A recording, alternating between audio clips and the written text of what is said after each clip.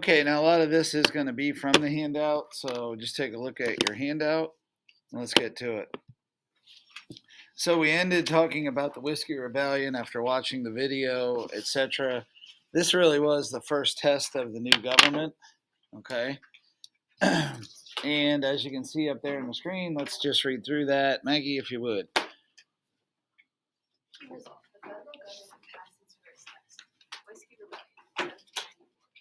In American history, uprising that new U.S. government its first opportunity to establish federal authority by military units within state boundaries as officials moved to western Pennsylvania to quell an uprising of settlers rebelling against them. Okay, and 2 people were killed in this. I didn't point that out yesterday, but 2 people were killed. Okay, let's go to page 3 of your handout at the bottom. Okay, and I have it up on the screen, but obviously it's right in front of you as well. So let's take a look at this. Very important rebellion. It's not so much the event itself, but what it led to. All right. What new tax did Congress impose? Kaylee. Yes, and this was called an excise tax. An excise tax, as I mentioned yesterday, is a tax on a specific item. Okay. Why did this hurt Westerners? Jesse, do you have that one? Because in the West, banknotes and coins weren't available in large quantities, so whiskey was used as the medium of exchange. Good. And the medium of exchange, simply put, means it's used as value, as money. Yes. Okay. So what erupted in 1794, Sarah? The Whiskey Rebellion, yes. What happened in Western Pennsylvania? Let's talk about the rebellion itself. Gracie, do you have that one? The farmers terrorized tax collectors who robbed the mail and they stopped court proceedings and they destroyed the Yep, very good. Just say it one more time, somewhere writing down there, if you would. The farmers terrorized tax collectors, robbed the mail, stopped court proceedings, and destroyed the. Okay, now if you go to the top of page 4, what did Hamilton want to firmly establish? Amy. Yes, the authority of the federal government. How did Washington react to this rebellion specifically? What did he do? That's good because you're next in line. He sent 15,000 troops to crush it. Yes, he actually mustered the troops himself. Now, he didn't go to Western Pennsylvania, but he did send them. Okay, 15,000 troops. Why did this worry some people? Evelyn, do you have that one? It was just they worried that the government was so willing to send troops against their own citizens. Absolutely, yes. And read for information there. Georgia, if you would. The Whiskey Rebellion in Pennsylvania in 1794 was led by distillers who strongly opposed the 1791 excise tax on whiskey. The rebellion was ended when President Washington sent in federal troops. Although the troops faced no opposition, a strong message was sent by the government stating that it would enforce the law. Okay, and that last part is critical. Strong message. It sent the strong message. The government would enforce the law, and that law is, of course, the Constitution. Okay, we might be getting a little ahead of ourselves. I know we didn't have a whole lot of time, but did anybody get defined Federalists, which is obviously our main topic for today? Go ahead. People who agreed with Hamilton's financial plan. Yes, they're Hamilton supporters, Hamilton himself, and they supported a loose interpretation of the Constitution. Make sure you have that. Loose interpretation. What kind of powers would that be? Whenever you hear the word loose, what would you think of? Go ahead. Implied powers, which obviously for some people is very scary because if you have implied powers, you can kind of do whatever you want. Kind of.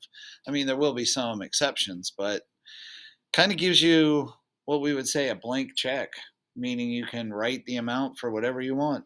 Okay. Hamilton's opponents were led by Madison and throw in Jefferson there. They called themselves Democratic Republicans, although most people called them Republicans. This is not the Republican Party of today. Actually, not to thoroughly confuse you, but the Republican Party becomes Democrats. Okay, we'll talk more about that. That's called the second party system. In the 1800s, the party became known as Democrats. Yep. Today's Republican Party is a different party. Okay. What type of government did Hamilton favor? Anybody get that? Call out anybody.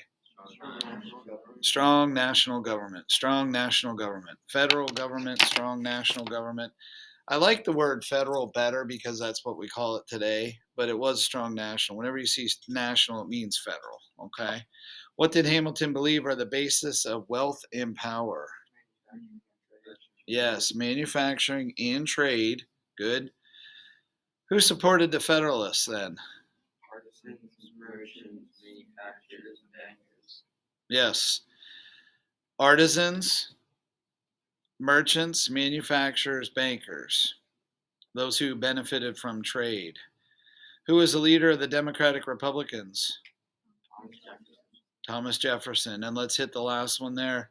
What is agrarianism? Anybody get that far? I do want you to know this. Go ahead. The strength of the U.S. was its independent farmers. Yes, owning land. Make sure you have that. Owning land was value. Okay. What Jefferson was saying was that if you own land, you're going to have an interest in this country. You don't want the country to fail if you own land. So, values in the land, independent farmers. Okay. Wouldn't hurt to note that. If you own land, you'll fight to preserve it. That's what Jefferson was saying. Okay. Did anybody get this far? To page 5. I know that's pushing it. Go ahead, Gracie, while we're there. What did Jefferson argue? He argued that owning land enabled people to be independent. Yes, owning land allows independence. Owning land allows for independence. In the last paragraph, what affected the development of America's first two political parties have on the country? Amy. Yeah, really divide the country by regions. The North, you're going to find the Federalists. The South and West, you're going to find agrarian. Make sure you put that word sectionalism down there somewhere. Okay, so let's read for information summary, the emergence of political parties. Maggie, please. Political parties had not existed in America when George Washington took office. Personal feud between Thomas Jefferson and Alexander Hamilton developed into a political rivalry. In the 1790s, Jefferson and Madison organized their opposition to the Hamilton program, but confined it to Congress. In due time, this organized opposition So I want you to understand this is Hamilton versus Jefferson. Washington's out of it. Now, yesterday I did mention the myths of Washington. The big one is the cherry tree deal. If we have time, we can get back to this. This is kind of like more fairy tale stuff. I will say that if he did chop down the cherry tree, what they're saying is he wouldn't have lied about it. Okay, so this is a moral story.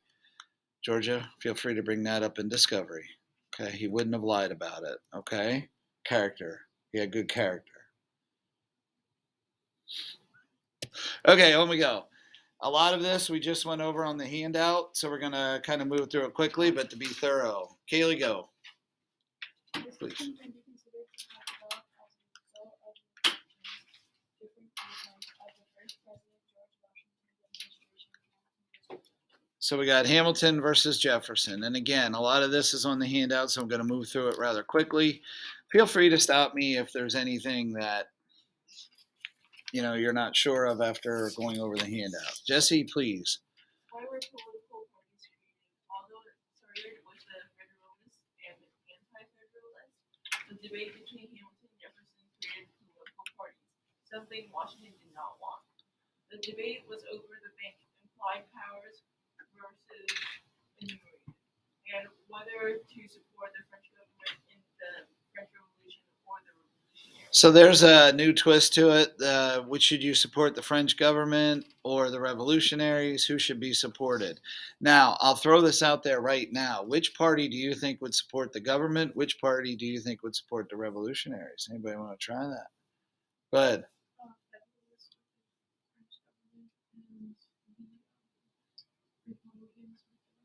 Absolutely. Absolutely. Okay. Now, again, a lot of this is on there. Let's keep moving. Sarah, start at the top, please. German political parties were not envisioned by the founders. The first and second party systems were national parties. Compromise is necessary in order to function. What are the main differences between the first political parties? Okay, and we'll take a look here. Gracie, please. Republicans. Envision developing a nation that would be largely agricultural, agrarian, Yep. and rural, strong state governments, federalist manufacturing industry, strong national government, democracy, different religions. And I do want you to understand that part there, not only agrarian for Republicans, but also state governments. The Republicans would believe in strong state governments, and that's important to think about. Do state governments have a lot of power today? Do state governments have a lot of power today? And the answer to that might surprise you. Do we have a strong federal government? Of course. Do we have strong state governments? State governments have a lot of power. Think of just things like vaccine mandates. Think of abortion laws, child custody laws, marriage laws, divorce laws, education. Our state governments do have a lot of power. You might not think of it that way, but they most certainly do. Okay? So I do want you to understand that. State governments do have a lot of power. That's what the Republicans envision. State governments versus federalists would put the support into the federal governments. Okay? Just understand that. Federalists, strong federal government, Republicans, Democratic Republicans, state governments. Okay? Everybody good? All right, moving right along here. Gracie, please. The key differences in philosophy between Jefferson, Hamilton, Webster, and political. What party did Washington belong to? Oh, better put an asterisk next to that one. Amy, what do you think? Neither. Neither, but if you had to pick one, you would definitely say Federalist. His policies and his viewpoints were definitely Federalist, although he would shun that. He'd be very cranky. Okay, so let's just take a look at this real quick. I know it's a lot, but we basically covered this. So you got Democratic Republicans, and you got Madison, Jefferson, even Monroe and Adams. You don't necessarily need to know all that now. But let's take a look at this. They were strict constructionalists, which means supported strong state governments, the compact theory. Do know compact theory. I do want you to know compact theory. Compact theory gives the states the powers. They said the states created the federal government, so the states have the power. I do want you to know that. I'll make it real simple for you. See that compact theory? Compact theory supports state governments. And let me explain it one more time. They said the state governments created the federal government, so therefore the state governments have the authority. Okay? Everybody clear on compact? Then there's going to be the contract, which said the federal is in charge. We'll get to that. All right, second bullet point. Take over, Amy. Supporters were small farmers in the South and West, appealed to the middle class and to the masses, favored an agrarian society and ruled by an educated middle class, identified more with France. Keep going. Did not support Hamilton's financial plan and favored reducing the size of Hamilton. Remember, we said yesterday Jefferson and Madison did not support Hamilton, but they agreed to it. Why? Why did they agree to it? Go ahead. Because they moved the capital to Washington, which is part of Virginia. Yeah, which they would never tell you that. Don't forget that part of Virginia is taken out later because Virginia wanted to preserve slavery.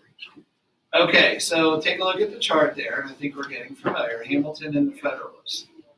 Hamilton and the Federalists. Okay, let's read down, straight down. Hamilton and Federalists. Aiden. National government, supreme and powerful, ruling power given to wealthy and educated. Government should promote industry and manufacturing. Loose interpretations of the Constitution. What powers would this be? You got the question, you got the answer. The implied powers. Yep, keep going. Protect active tariffs to protect domestic goods. Okay, let's go over to Jefferson and the Republicans. Evelyn. State government supreme powerful. All landowning adults are given power. Government should promote agriculture. Government should stay at the economy and laissez-faire. Strict interpretations of the Constitution, making the enumerated powers against protective tariffs for the first farmers. Okay, so obviously they're against the tariffs because it would hurt the farmers, but also Reintroduce to you laissez-faire, which you studied last year. The Invisible Hand, Adam Smith, Wealth of Nations. Let the government stay out and the businesses run themselves. Make sure you're familiar with that. They believed in no government involvement. Stay out. Let it run on its own. We'll get to that more with Jefferson, because Jefferson obviously is a big fan of that. Laissez-faire. They believed in laissez-faire. Government stays out. Let the economy run on its own. Laissez-faire system for Jefferson and the Republicans. Okay? Questions? That's your joke of the day.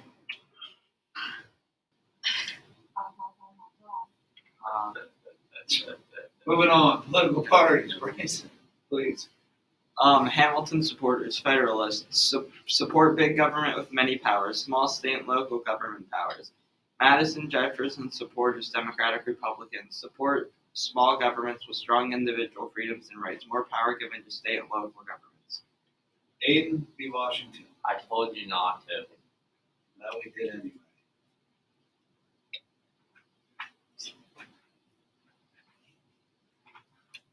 Oh, come on. I spent a lot of time on this stuff.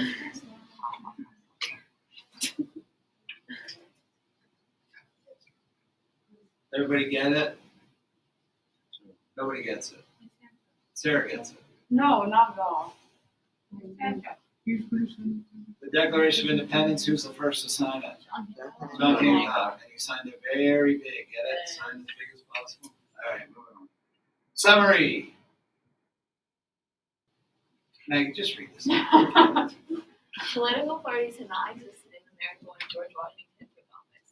The personal feud between Thomas Jefferson and Alexander Hamilton developed into a political rivalry. In the 1790s, Jefferson and Madison organized their opposition to the Hamiltonian program, but combined it to Congress. In due time, this organized opposition grew, and the two-party system emerged. Okay, and we took a look at the videos. The second one there we'll get to. Okay, so again, you can see kind of the chart there, the breakdown. One thing I didn't mention for the Federalists is that they were tied to Britain. Please note that also. For Federalists, they were mostly tied to Britain. Whereas the Democratic Republicans had their sympathies for France in the Revolution. Okay?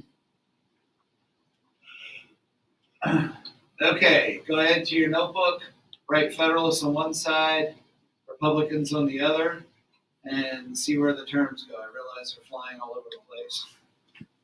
Okay, write Federalists on one side, Republicans on the other. See what you can come up with. Just make a column. Make two columns right there in your notes.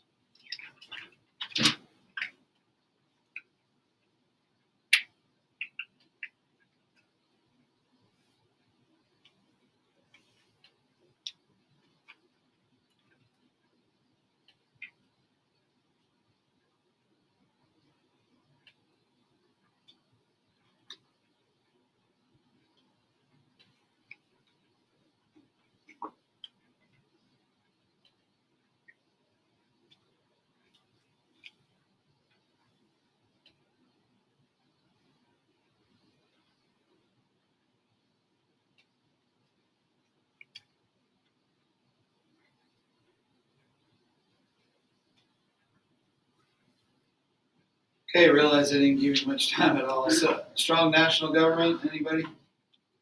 Federalists, Opposed tariffs? Democrats, or Republicans. Republicans. Democratic Republicans is fine. Support the tariff. Federalists. Support French Revolution. Democratic Republicans. Against the French Revolution. The other ones. Northeast. France. The other ones. Federalists. Republican. Republicans for France. Hamilton. Federalists. Do not say Hamilton's a Republican. He's probably rolling over in his grave. Implied powers. Federalists. Jefferson. The Democrats. Republicans. South. Those. Assumption. Federalists. Yep, that's Hamilton's plan. National Bank. Federalists. Madison. Democratic Republicans. Enumerated powers must be written down. Democrats. Agrarianness. Democratic Republicans. Tariff of 1789. Federalists. Strong state. Democrats. Just say Republicans, please. Oh, And supporting Britain. Fed. Federalists, yes. Okay. Did exist when Washington left office. Okay. Go to page 12 of the handout, please. I can think so.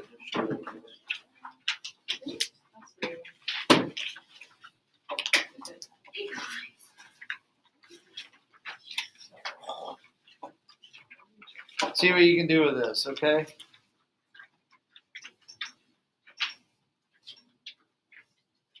Just as a summary there.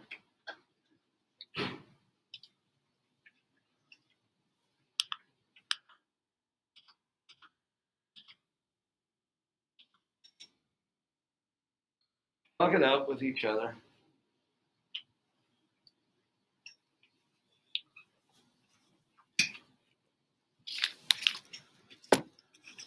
No, seriously, feel free to talk about it. So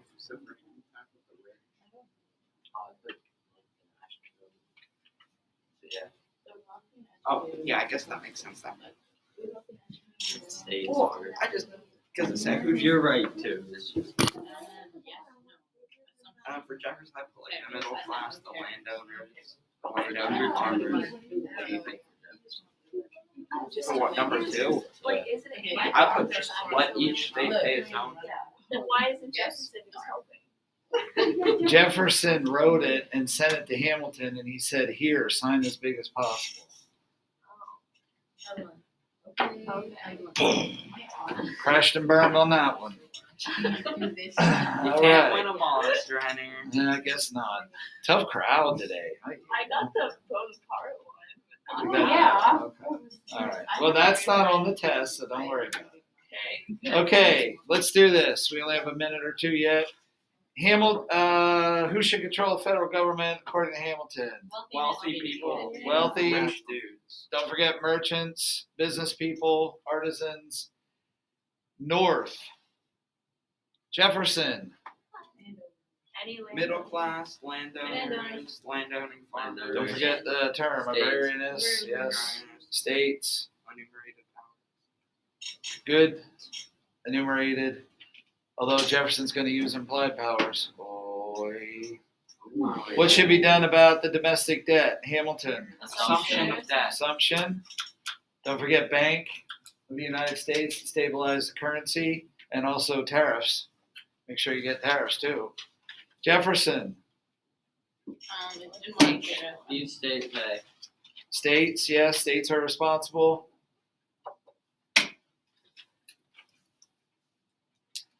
Should there be a national bank? Hamilton. Yes. Better say that. Jefferson. No. Put number 4 down real quick. Put 4 and 5 real quick. 4, France. 5, Britain. 5 is Britain. So for France, what do you say? No for Hamilton. Yes for Jefferson. Britain. Yes for Hamilton, no for Jefferson. Yes. Have a good day. Bye. Okay, cool.